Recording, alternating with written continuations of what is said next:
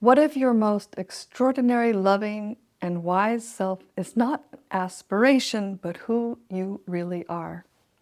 Let's look at a portrait of the perfected pilgrim, which can be you. The luminous man or woman moves beyond the narrow limits of selfishness. Being full, complete, and jovial, they live in harmony with family, colleagues, acquaintances, and the natural world. They are assured and confident because they are clear about the best course of action, no matter what life presents.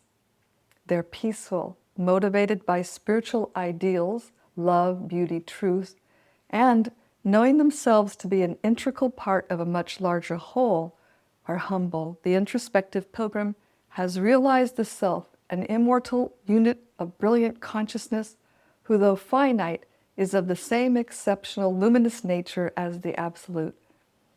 Therefore, they know their purpose and are thus empowered to make the unique contribution only they can make in the world.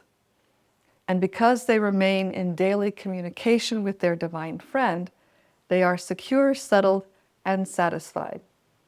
They perceive the intelligence of life and find deep meaning everywhere, which continually motivates and inspires them. With the ability to distinguish spirit from matter, their purpose in life comes into focus, and the resistance and doubts the wayfarer experienced melts away. The Bhakta is eager to be of service to others and the Supreme. With clarity, they control emotions and cravings. The allurements of this world lose their sway over them because they understand that this life is but a single frame in a long movie of hundreds of lifetimes, 1 second in eternity. And the attraction of their senses to the objects in this world is a mental construct only. In other words, they invest their energy in this life to secure long-term benefits. They're grateful to have received the unprecedented gift of bhakti and the wisdom that accrues through a practice. Such a person is happy because he or she is immovable in these truths. Nothing can make her or him unsteady. And as virtuous qualities like nonviolence, tolerance, humility, and kindness manifest in their person, bad habits and unbecoming character traits fall away. Free of the cage of separateness, limitations of the mind, and the masks of the false selves, the enlightened person is a lovable, one-of-a-kind, true original. This is a portrait of you, a portrait of the real inner self, the self you will become through a bhakti practice. We have intuited our higher self and even glimpsed it from time to time, but have been unable to become firmly established on the transcendental platform of the self. Nonetheless, this timeless self has always existed and waits for you to turn your gaze inward. You can become this superior self. Take a moment to visualize how different your relationships, work, and achievements would be if you lived unfailingly as this extraordinary person. Is this the life you want? If so, then claim it with all your determination. No one wants to come to the end of their life with regrets and feeling they lost important opportunities, or didn't live the life they were meant to live, or didn't fulfill their fullest potential. No one wants to be known as a greedy, angry, arrogant, or unliked person, and yet we're repeatedly drawn into unbecoming patterns of thinking and behavior. We're hindered from living profoundly because we misidentify the immortal self with the temporary mind-body, which is composed of inert matter. This is our greatest misfortune because we're not petty creatures to be continually subjected to birth and death and riddled with unattractive behaviors and lower qualities. We become more alive and empowered agents as we move toward the true self. We become free and a genuinely extraordinary person. You can become free. This is an axiomatic truth that few of us understand or thoroughly explore to find a genuine method to uncover the self. Sometimes we try different spiritual practices or processes, but remain unfulfilled and wondering what we're missing. Bhakti may have answers for you. To know the self is to step off the ceaselessly moving walkway of life lived on the surface and to practice entering into the region of the eternal within. The spiritual calling is unlike any other. It's consuming and demands our time and attention, but it fills the heart with meaning and joy greater than any career, relationship, or experience.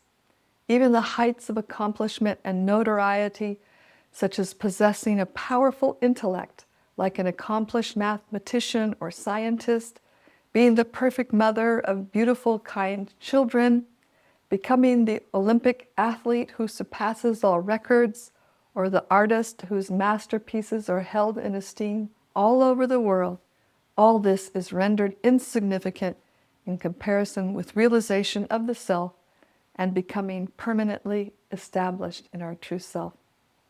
Some people may stand out as making a unique contribution in the world, or at least garnering our attention or admiration. After all, we place immense value on public achievement like fame, wealth, beauty, and intellect.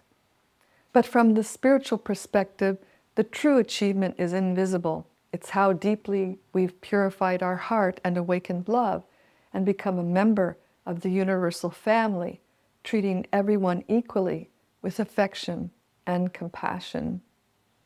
And when those achievers die, they must leave behind their wealth, knowledge, notoriety, body, and relationships.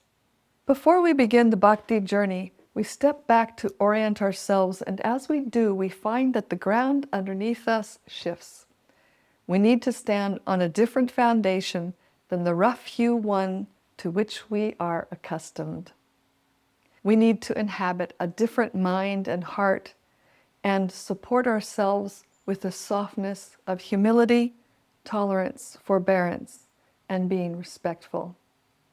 When we embody these qualities, spiritual practice becomes easy and our progress is rapid.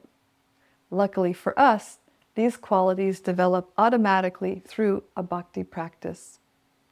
Armed with knowledge and engaging in the purifying acts of a sadhana or practice, we receive flashes of insights about the nature of reality. These realizations and experiences are different for everyone. Someone may directly perceive their self. Another person will be shocked with a piercing vision of the temporary nature of the world, how short this life is, and how important it is to use the time they have now for the pursuit of self-realization. Someone else will sense the presence of the Supreme Person in their life in such a profound way that they become unshaken in knowing the Supreme's existence.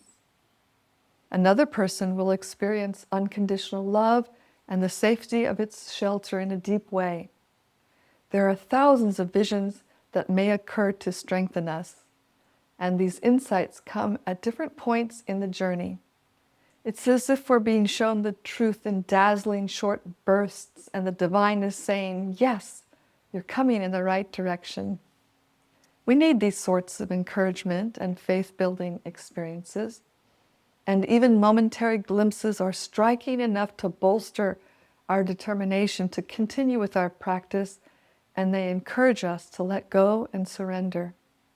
And when we get the hang of surrender, we find we're escorted forward as if standing on an automated moving walkway that demands little effort from us. These flashes of insights come in and out of focus as we accept them and then reject the reality we are learning about. Until our hearts are completely pure, we're of two minds. We want to reap the spiritual rewards, but we don't want to do the work to transform ourselves. Unfortunately or fortunately, we don't enter chrysalis as a caterpillar, go to sleep, and come out a colorful butterfly who effortlessly alights upon soft breezes in search of nectar to drink. We must take up a daily spiritual practice, an idea we are at once drawn to and repelled by. I do want to activate my full potential as a spiritual being. I intuit there is more to me than what meets the eye, I experience my higher self from time to time and other aspects of the spiritual reality, but something lowly is forever trying to strangle my noble desires. I hear that the root issues are my ignorance of myself and my desires, specifically the desire to gratify my senses. Left unrestrained, these can ruin my ability to engage in a practice. They can put out the fire of a desire for spiritual life. But you say, what can be so wrong with wanting to be happy? Deep down, you know that physical gratification will not make you permanently happy. We have experiences that are full of ice cream and other delicacies, enjoyable movies, parties and festivals, toys and sex. The most seductive of them all do not satisfy us. When you're thinking about whether to believe my statement, let me clarify. By satisfy, I mean that the thing or the act must fully satiate me and bring me enduring happiness that doesn't leave me. That is the spiritual state of the self. Otherwise, fleeting satisfaction is not actually satisfaction, but our experience is that these passing pleasures only whet an insatiable appetite, and I remain on the hunt for more and better. Again and again, I pursue my next idea. Yet the abiding but unpalatable truth remains that my efforts won't satisfy me. Attempts to gratify the senses have never satisfied anyone. They will never satisfy any of us. It is not possible. It has never been possible. It will never be possible. And the sooner we accept this and grieve the loss of our ill-informed project, the happier we will become. But it isn't the clinging that tortures us, because the glorious result of a proper sadhana and the happiness it brings never torments us. For some, it occurs to us ever so slowly that a material effort for satisfaction is futile. If such people are fortunate, they then turn by degrees toward a spiritual life. We can come to a spiritual life by hearing of these truths or by experiencing the abject poverty of a sensual life. Usually we come through the gradual process of being thwarted and realizing that our vision of utopia needs a facelift. Why do we turn so slowly, so reluctantly? When we do finally turn to face our divine friend, who is quite literally the form of condensed beauty and love personified, all hesitations evaporate, and that which we want most, unconditional love and unbounded happiness, is quickly and forever achieved. It's anyone's guess why we make the process painful. I've heard it said that it is a causeless unwillingness. There's no good reason. The only reason is illusion and attachment. As we progress, we uncover all the subtle ways we refuse to let go. And they can get very, very subtle. When we do release our attachment to something or a thought or an incorrect concept, we feel more alive and at peace. With confidence, we take a few steps forward and then we find resistance again. But remembering the freedom we experience from detachment, we let go again. Each step can be a smooth transition or as difficult as if someone is cutting something from our heart without anesthesia. Either way, when we do release our attachment, we can receive what can make us happy. That true happiness stands above material enjoyment, and experiencing it propels us forward in our determination. Subsequently, with every step you take toward yourself, you develop a sense of when you're off and what needs to be adjusted. The purification of the heart transforms more and more subtle offnesses, and as we become more astute, adroit, and attuned through a spiritual practice and good guidance, we're able to clear more and more obstacles and their subtleties. Our hidden instincts are revealed in due course, and as we mature through a bhakti sadhana, we're more able to cope and grapple with the realities life throws us.